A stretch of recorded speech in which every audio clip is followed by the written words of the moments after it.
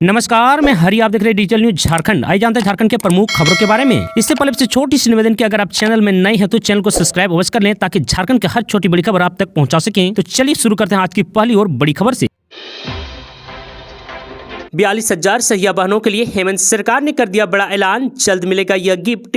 जहां प्रदेश की 42,000 सहिया बहनों को अत्याधुनिक टैब दिया जाएगा। इसके जरिए सहिया बहनें अपने कार्य क्षेत्र की गतिविधियों व कार्य प्रणाली की मॉनिटरिंग बेहतर तरीके से कर सकेंगी।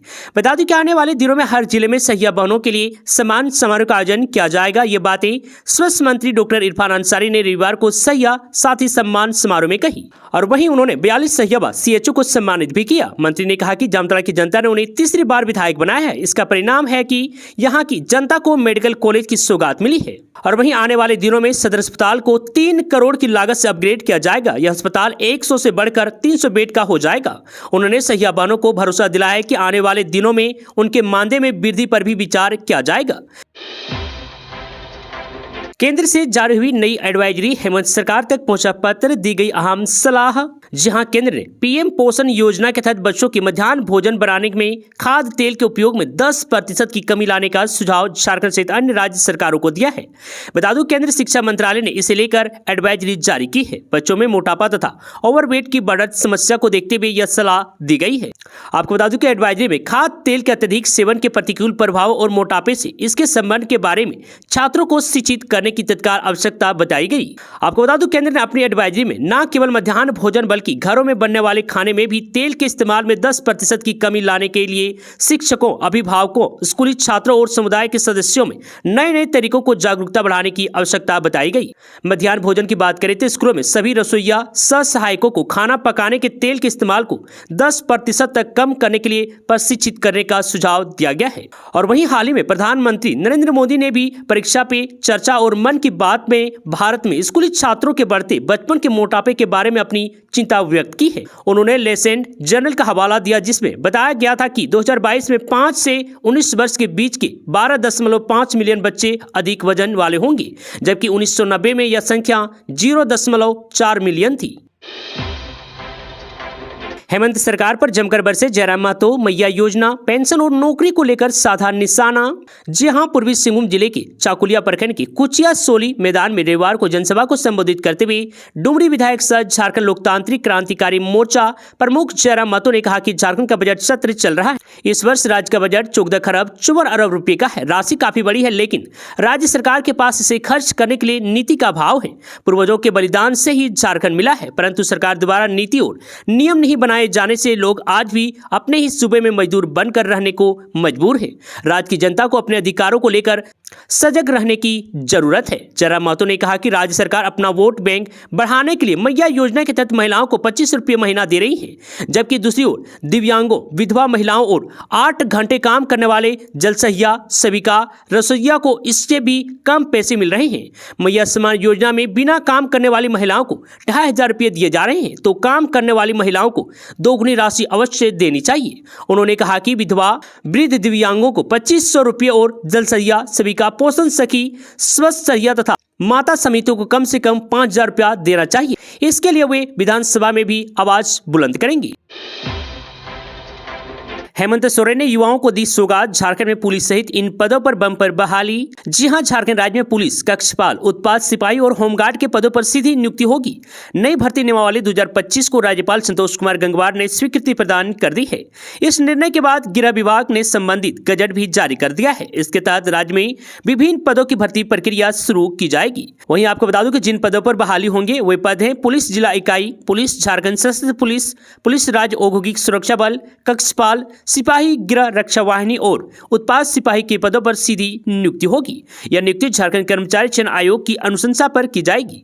और वहीं इसमें महिलाओं के आरक्षण की बात करें तो पुलिस और अन्य पदों पर 33% पद महिलाओं के लिए आरक्षित होंगे।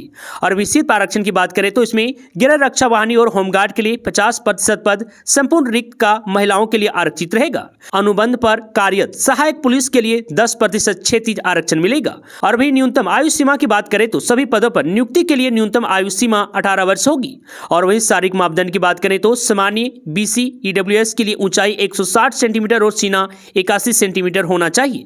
और वहीं ST SC के लिए ऊंचाई 155 सेंटीमीटर और सीना 79 सेंटीमीटर होना चाहिए। वहीं महिलाओं के लिए ऊंचाई 148 सेंटीमीटर और सीना पर कोई नियम लागू नहीं होगा।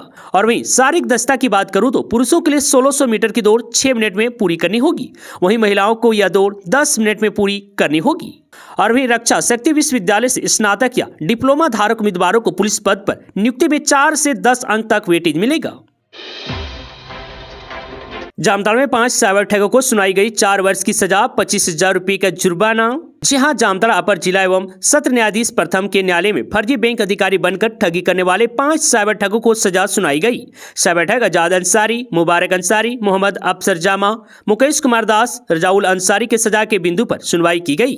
बता दो न्यायालय ने भदवी की धारा 419 के तहत 2 वर्ष की सजा सुनाई एवं 10,000 रुपये का अर्थदंड लगाया गया। साथ ही भदवी की धारा 420 के तहत 4 वर्ष की सजा एवं 25,000 रुपये का अर्थदंड लगाया गया एवं धारा 66D के तहत 3 वर्ष एवं 10,000 रुपये का अर्थदंड की सजा सुनाई गई।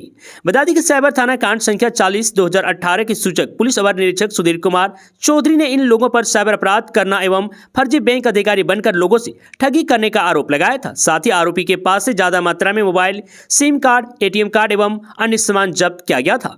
आरोपी लगभग 8 लाख रुपए का धोखाधड़ी को अंजाम दिया था। सभी साइबर ठग पूर्व से जेल में ही हैं। बता दें कि न्यायालय ने 19 मार्च को इस मामले में सभी 5 साइबर ठगों को दोषी करार दिया था। इसके बाद 21 मार्च को सजा के बिंदु पर सुनवाई की गई। ओलावृष्टि एवं वज्रपात से प्रभावितों को शीघ्र सहायता उपलब्ध कराएं अफसर इरफान अंसारी। जी हां, हाल ही में झारखंड राज्य के विभिन्न क्षेत्रों में भी अतिवृष्टि, ओलावृष्टि एवं वज्रपात के कारण फसलों और जन धन को भारी नुकसान हुआ है। आपदा की इस घड़ी में प्रभावित लोगों को शीघ्र सहायता प्रदान करने के लिए आपदा प्रबंधन मंत्री डॉक्टर इरफान अंसारी ने सभी उपायुक्तों को राहत कार्यों में तेजी लाने का सख्त निर्देश दिया है।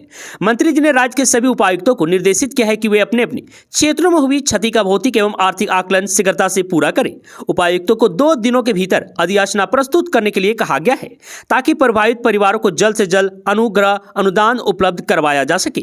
मंत्री डॉक्टर इरफान अंसारी ने कहा कि राज्य सरकार आपदा प्रभावितों को हर संभव सहायता प्रदान करने के लिए पूरी तरह से प्रतिबद्ध है। राहत कार्यों में किसी प्रकार की लापरवाही बर्दाश्त नहीं की जाएगी।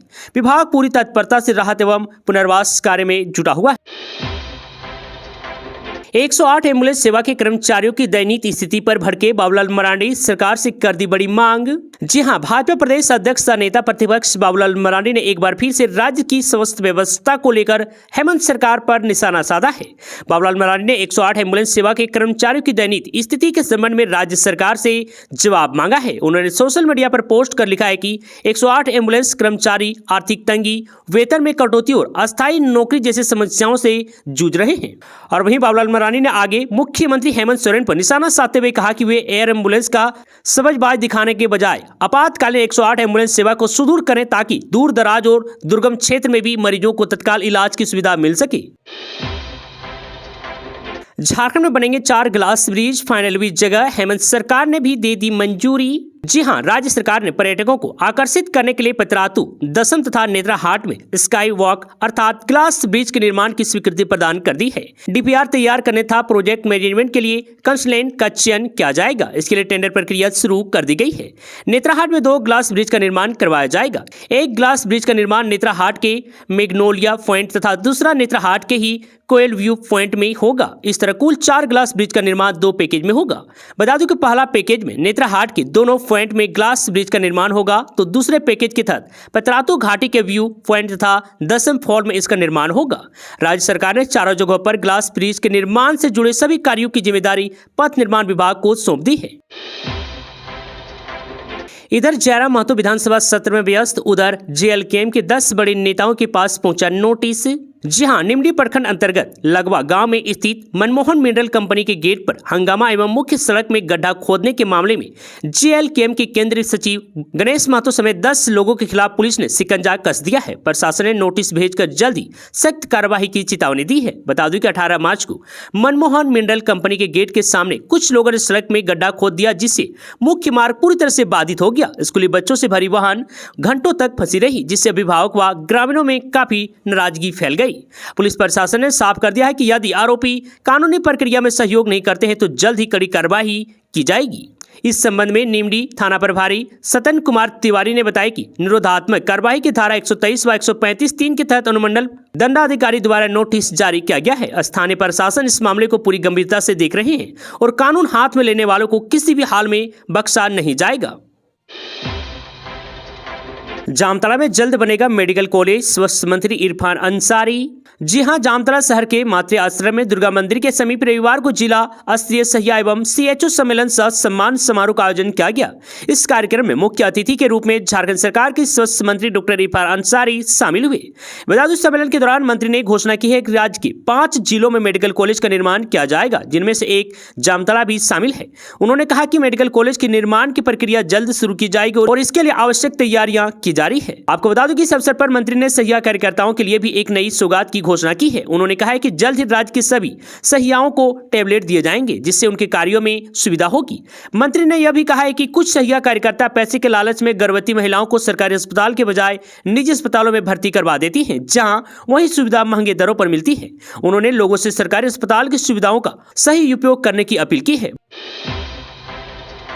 धुरवा के 3 आंगनबाड़ी सेविकाओं पर मैया सम्मान योजना में गड़बड़ी का आरोप, 24 घंटे में मांगा स्पष्टीकरण। जी हां, मुख्यमंत्री मैया सम्मान योजना के तहत लाभार्थियों से अवैध वसूली का मामला सामने आया है। जिला प्रशासन को मिली शिकायतें के बाद रांची के DC मंजूनाथ भजंती ने धुरवा क्षेत्र के 3 आंगनबाड़ी सेविकाओं से स्पष्टीकरण मांगा है। स्पष्टीकरण 24 घंटे के भीतर देनी है।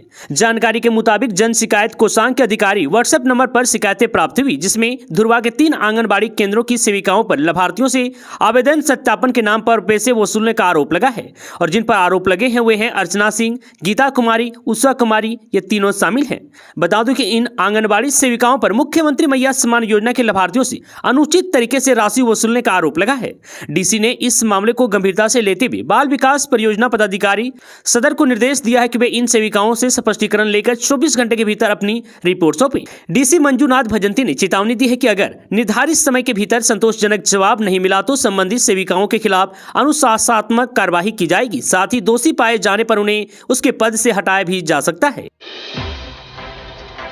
जामताड़ा में सहिया सम्मेलन में स्वास्थ्य मंत्री इरफान अंसारी की घोषणा, कहा सहिया की मांगों पर पुनर्विचार करेगी सरकार। जी हां, झारखंड के स्वास्थ्य मंत्री सह जामताड़ा विधायक इरफान अंसारी के आवास पर रविवार को सहिया सम्मेलन का आयोजन किया गया। सम्मेलन में काफी संख्या में महिलाओं ने भाग लिया। सहियाओं ने भाग लिया। इस दौरान स्वास्थ्य मंत्री सहियाओं की समस्याओं से अवगत हुए। उन्होंने सहियाओं को आश्वासन दिया है कि सरकार उनकी मांगों पर जल्द विचार करेगी।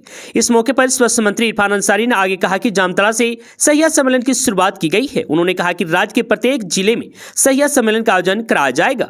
इसके माध्यम से सहियाओं की समस्या से अवगत हुआ जाएगा। उन्होंने कहा कि स्वास्थ्य सेवा सहिया बानों के सहयोग से चल रही है, इसलिए उनकी समस्या का निदान करना सरकार का दायित्व है।